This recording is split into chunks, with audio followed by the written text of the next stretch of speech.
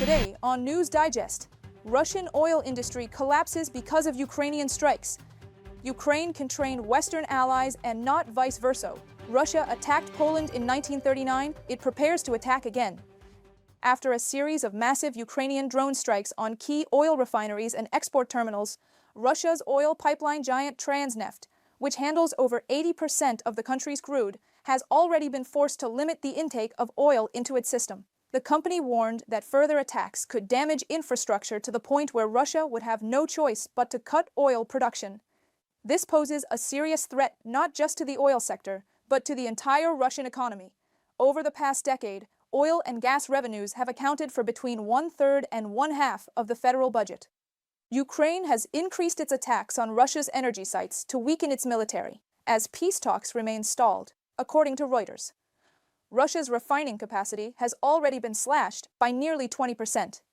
Since the beginning of 2024, Russian oil refineries have come under regular drone attack.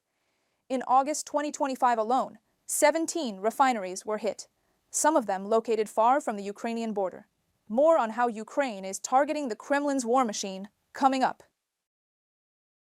In the early hours of September 16th, Ukraine's Special Operations Forces struck the Saratov oil refinery, according to the General Staff of the Armed Forces of Ukraine. The facility produces over 20 types of petroleum products. In 2023, it processed 4.8 million tons of crude oil. The Ukrainian General Staff emphasized that hitting the Saratov refinery is a blow to the fuel supply chain of the Russian army. The Saratov oil refinery specializes in the production of gasoline, diesel fuel, fuel oil, as well as various grades of bitumen, vacuum gas oil, technical sulfur, and more. The plant is involved in meeting the needs of the Russian armed forces. From a statement by the General Staff of the Armed Forces of Ukraine on Telegram, since early September, the Ukrainian General Staff and the main intelligence directorate of Ukraine's Ministry of Defense have reported at least 5 strikes on oil refineries inside Russia. One of the most significant recent operations was the attack on the Kyiv oil refinery, carried out during the night of September 14th. Kyiv oil refinery is one of the largest oil refineries in Russia.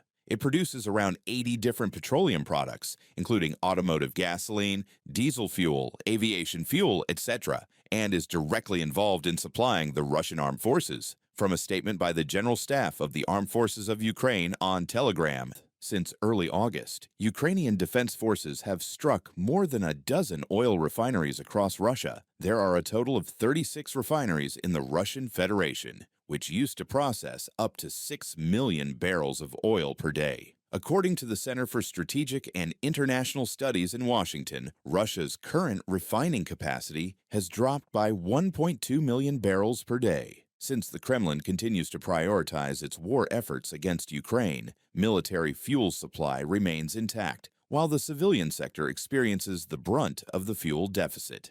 In Russian-occupied territories and many regions inside Russia, gasoline has become extremely hard to find. Long queues stretch for kilometers at gas stations, and local authorities have imposed limits on fuel sales. On August 27th, the Russian government extended its full ban on gasoline exports for all market participants. For refineries, the ban lasts until September 30th. For other exporters, until the end of October. A massive amount of oil, in the form of diesel fuel, gasoline, and other grades, is no longer reaching not only Russian civilians, but also, indirectly, the Russian army. While the military may still be better off for now, it's just a matter of time.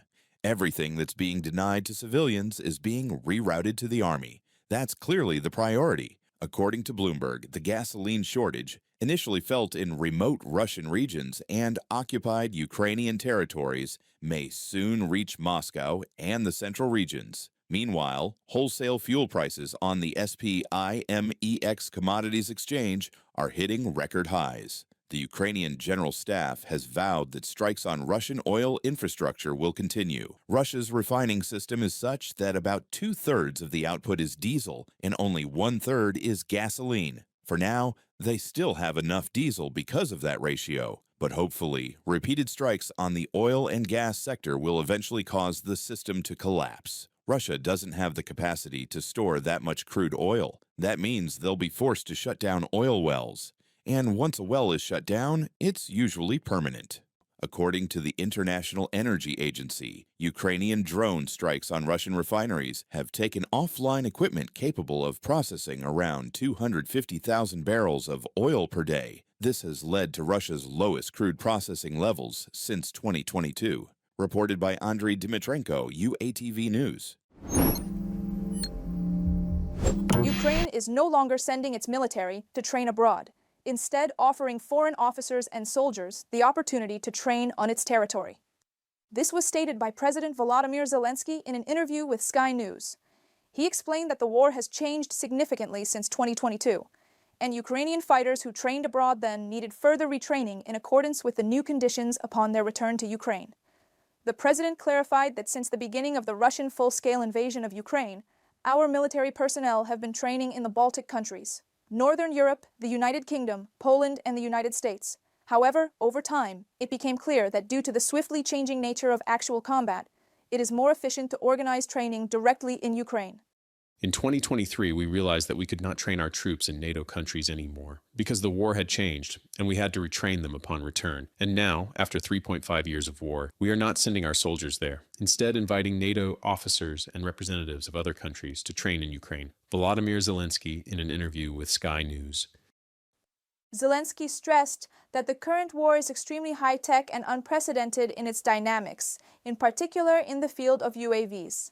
The new generation of drones comes and changes every 3 months. I think we are in the best shape from a technological point of view, the president noted. He also emphasized that Ukraine and Russia have accumulated unique combat experience today, and this experience can be useful to allies.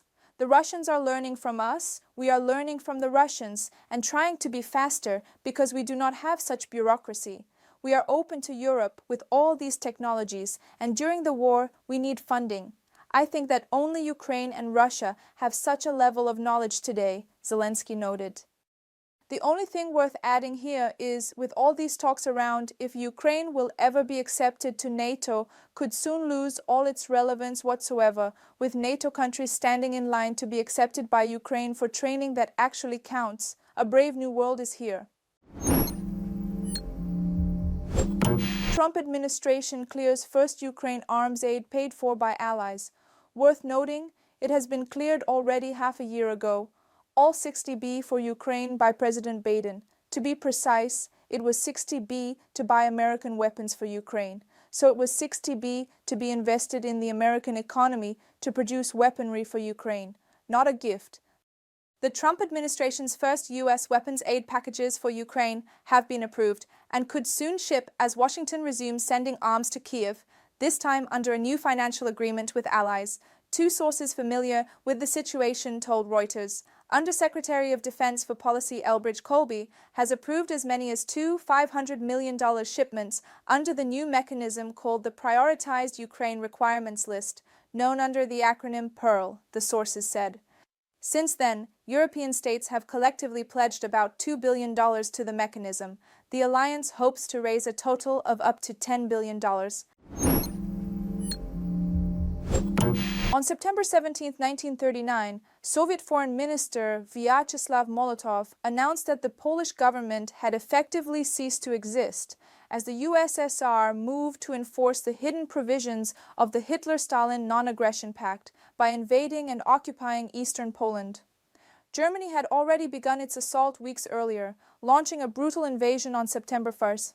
Under relentless German air and ground attacks, Polish forces retreated eastward toward Lviv in Galicia, modern Ukraine, hoping to regroup. Instead, they found themselves caught in a second trap as Soviet troops advanced from the opposite direction. The Ribbentrop-Molotov Pact, signed the previous month, had extinguished any hope that Poland might find support from Moscow against Hitler. A secret protocol, revealed only decades later in 1990, divided Eastern Europe into German and Soviet spheres of influence, granting the USSR a claim to Poland's eastern territories. The Kremlin justified its move by claiming to protect Ukrainians and Belarusians living in lands it said Poland had illegally annexed. With the Wehrmacht pressing from the west and the Red Army from the east, Poland was crushed between two powers. Outmatched by Germany's modern mechanized forces, the Polish military could offer little resistance to the Soviet onslaught. While we remember the Soviet and Nazi Germany aggression against Poland, nowadays the threat remains the same. Now drones of the Russian Federation invade Polish airspace, explode over residential buildings, and Russia, Belarus, and India hold mutual drills of invading Poland called Zapad 2025, with American military observers present, the same allies that must protect Poland from Russian aggression, the same vibes as German-Soviet cooperation before WW2.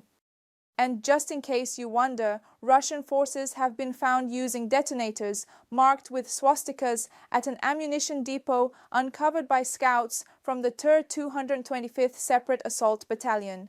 The devices date back to the period of cooperation between the Soviet Union and Nazi Germany. Following the agreements of 1939-1940, Moscow received military equipment and components from Hitler's regime. Remarkably, some of these detonators have survived for decades and are still being used by Russian troops today. Almost 100 years have passed, and Russia is still using the results of cooperation with Hitler's regime back in the day. If this remained the same, how could one imply that Russian regime has changed somehow since then? Polish President Karol Nawrocki traveled to Berlin this week, where he once again demanded war reparations from Germany for damages inflicted during World War II. The Conservative Law and Justice Party, led by Jarosław Kaczyński, has been vocal in pushing the claim, often framing Germany as a post-Nazi state for failing to punish many perpetrators. The current government of Donald Tusk has also supported pursuing compensation, though members of his Civic Platform party prefer to speak of restitution rather than reparations, adopting a more cautious tone. To build a partnership with our Western neighbor based on truth and good relations, we must finally resolve the reparations issue. As President of Poland, I clearly demand this in the name of all our people, Karol Nawrocki, President of Poland, during a speech in Germany. And this is happening while we witness a real threat from the east. Russian-Belarusian allied forces making drills on the border of how exactly they will invade and occupy Poland and the Baltics. And as Polish Foreign Minister Sikorski said, Ukrainians have better equipment to combat Russian drones as well as much deeper and more relevant experience in confronting the Russian army, Sikorski said, quoted by the publication on Monday, September 15th. The training will take place on the territory of the NATO training center in Poland.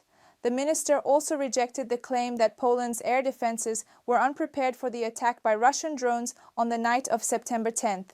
Recall that only 3 or 4 drones out of 19 were shot down then, but we clearly see a need to improve Polish air defense. Thank you for standing with Ukraine. Please subscribe so as to stay tuned to what is happening in the world, shown from Ukrainian perspective. Goodbye.